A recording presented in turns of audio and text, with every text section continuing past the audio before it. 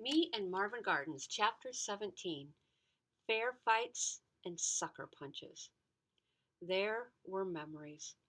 Whenever someone cared about my nosebleeds or cared about me having a nosebleed, it was awkward.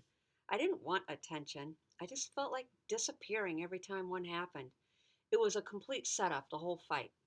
Phase 3 had started, and the only place left to hang out was our wild patch, half woods, half weeds, and creek. I liked to play in both places. I liked the woods because it was spooky in there sometimes.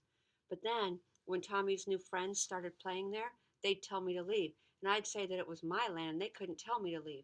I made 3 no trespassing signs and nailed them to the trees, but they kept playing there. The next week, they made a sign that said, "No hippies allowed," and hung it on one of my nails and hung another one just like it right in the middle of my log bridge over the creek. I never knew where was the safer place to be. If I heard them playing War in the Woods, I'd sit by the creek. If I saw them by the creek, I'd go to the woods. Every time they saw me, they'd follow me to my safe place and ruin it. This went on until late fall when Tommy said he had a solution to the problem. The idea was they wanted the woods as their turf.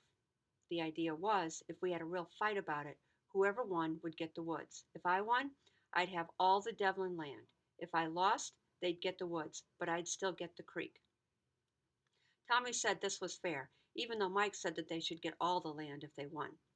Tommy explained that technically this was all Devlin land, and it was probably smarter just to try to get the woods. I knew Tommy was nervous to fight me because neither of us had ever been in a fight before. He must have known I was pretty nervous too. Mike was the referee, which, if you ask me, was pretty unfair, but he promised to be fair. We agreed to meet at the creek after school. I did some lame stretches while Tommy did some lame stretches, and we both pretended that we knew how to box. Then Mike called us over to where the fight would be. He said he had to lay out the rules. He stood between us, a little to my right, and started saying some rules. I don't remember what he said.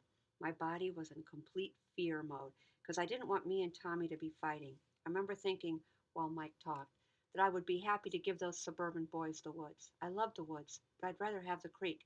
And Mike was still talking and had his hands on our chests to keep us separated a little. And I was looking at Mike, trying to hear what he was saying. And that's when Tommy pulled back his arm and aimed for my face and punched me. Before Mike even got done with the rules, I was bleeding all over my fall coat. I was so stunned, it never even occurred to me that sucker punching your opponent was definitely against the rules.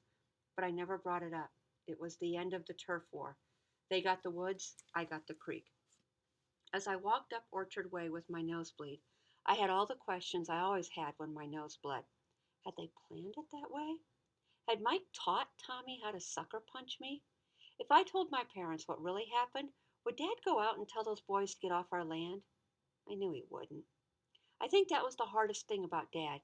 He talked a good talk. He said, "Be fearless, daring, and brave. Stand up for yourself." But he'd never actually stand up for himself. Or maybe that was the hardest thing about me. I never went back to Tommy and said it wasn't a fair fight. I never got over my embarrassment enough to stand up for myself and take my own land back. I was still embarrassed about it then, walking up Orchard Way as it started to drizzle.